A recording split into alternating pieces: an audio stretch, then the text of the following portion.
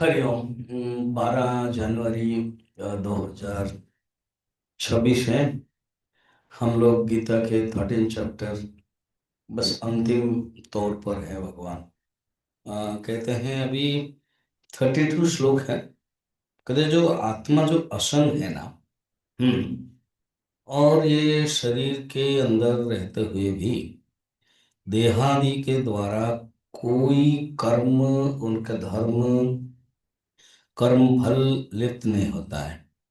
ये बताया था ना हाँ, पहले भी बताया था 31 श्लोक में। ओके। अब कह रहे हैं, दृष्टांत दे रहे हैं, जैसे आकाश है तो आकाश का एग्जाम्पल देख के बता रहे हैं। श्री भगवान वाच यथा सर्वगतं सूक्ष्म आकाशं नोपलिप्यते सर्वत्रावस्थितो देहे तथात्मानोपलिप्यते।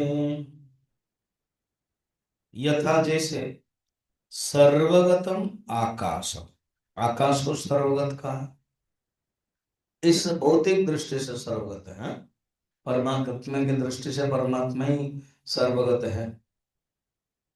आकाश व्याप्त है और आकाश सूक्ष्म भी है। इन पंच महाभूत से आप देखोगे आकाश ही सूक्ष्म है। तो आकाश सूक्ष्म, सूक्ष्म होने के कारण न उपलिप्यते। अब सामने कोई धूल है भाई, हवा से धूल आती है, क्या आकाश को लगता है क्या?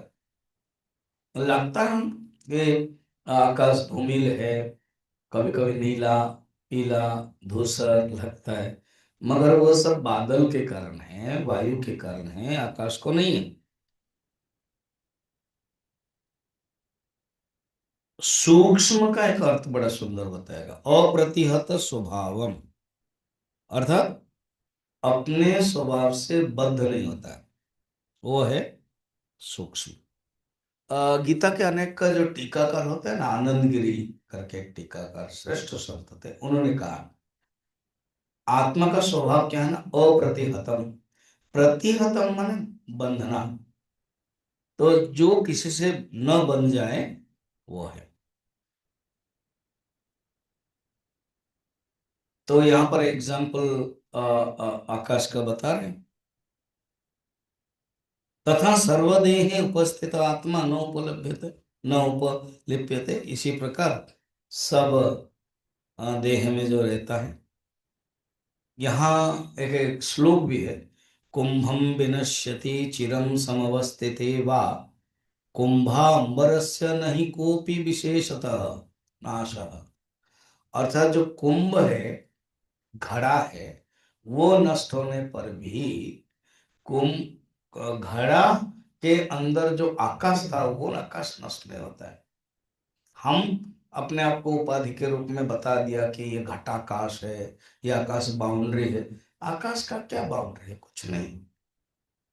घटाकाश महाकाश में मिल गया, पहले से मिला हुआ है, हम केवल देख रहे हैं, हमारी दृष्टि के कारण बता रहे हैं। अद्यस्तमेषु वपुः असिता स्तमस्ताम नयिता बतासी मम चिद वपुष विशेषः। अर्थात शरीर के अंदर जो आत्मा रहने पर उसको कूटस्थ आत्मा कहते हैं, मगर वो कभी लिप्त नहीं होता। मैं स्वामी जी, मैं कर्ता, मैं भोक्ता, वो है, कूटस्थ आत्मा नहीं है। वो कौन है ना? वो है जीवात्मा है। कर्ता भोक्ता जो जीवात्मा है वो, क्योंकि वो सूक्ष्म है। सूक्ष्मात् सूक्ष्मतरम विभाति।